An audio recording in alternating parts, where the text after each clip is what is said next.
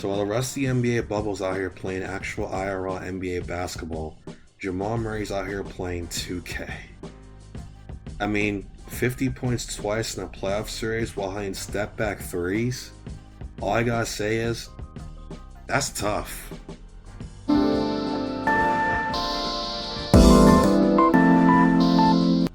In case you've been living under a rock or only paying attention to the Lakers and Clippers, the most underrated series of the playoffs so far has been between the Denver Nuggets and Utah Jazz. Obviously, we all know Donovan Mitchell has been balling out for the Jazz this entire series, but I want to talk about Jamal Murray because this man is straight bugging.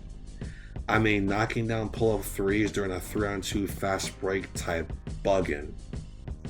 In this series alone, Murray's averaging 34 points on 58% field goal shooting, including 57% from long range and 91% from the free throw line.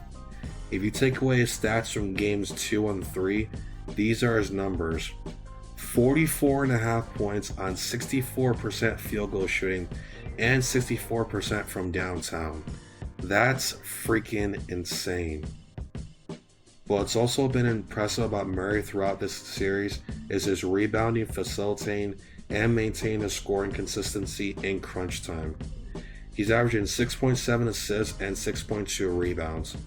And before anyone says it, no, it's not your typical Russell Westbrook rebound where his teammates let him pad his stats. He's legitimately fighting for loose balls, which was a primary reason why the Nuggets got absolutely mollywopped in games 2 and 3. And in terms of his assists, they've been pretty easy for him to come by because he draws so much attention from the Utah defense.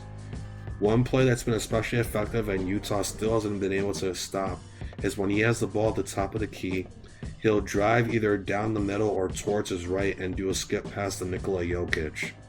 Jokic will then usually take an open three because for some reason, Rudy Gobert always helps on Murray's drives instead of staying home on Jokic, who is a respectable three-point shooter and will knock down open threes. If not, Jokic can simply run the offense from the top of the key himself, since he's technically the point guard. Moving on to his scoring in crunch time, Murray is averaging 13.6 points in the fourth quarter of this series, with his highest being last night, Game 6, in which he scored 21 of his 50 points.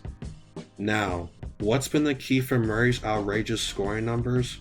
Why is he scoring so many points now, and where has this been basically his entire career?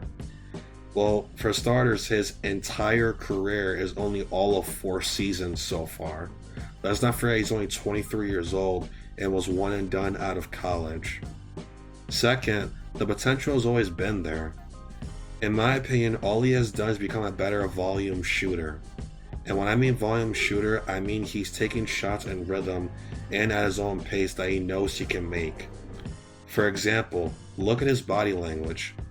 When he has a good rhythm and his shot is going down and he's doing other stuff like rebounding and facilitating, he's exuding confidence. He's playing with that swagger. He's talking trash. And that's what the Nuggets need from him in order to elevate to the next level. No pun intended. And considering I'm an analytics guy, let's look at the numbers. So this season, Murray averaged 15 field goal attempts per game. In games in which Murray attempted at least 20 shots, the Nuggets have an 8-4 record. This is including this first round series with the Jazz. I know, some of you might be saying, well, John, he only took at least 20 shots in 12 games all season long. Okay, then let's break down those numbers and see what those stats were from those 12 games.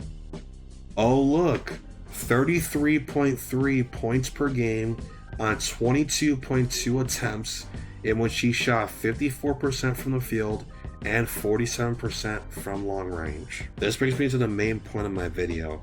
We know that Murray is a scorer, but until he takes the next step in which he's a volume scorer on a more consistent basis like he has been in this series, the Nuggets won't be a true title contender.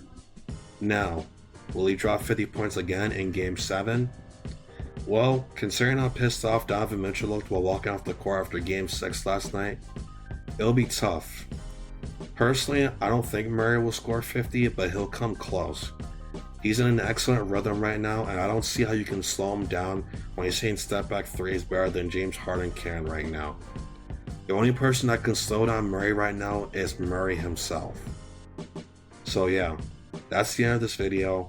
Leave a like, subscribe, and I'll see you on the next one. Thanks for watching.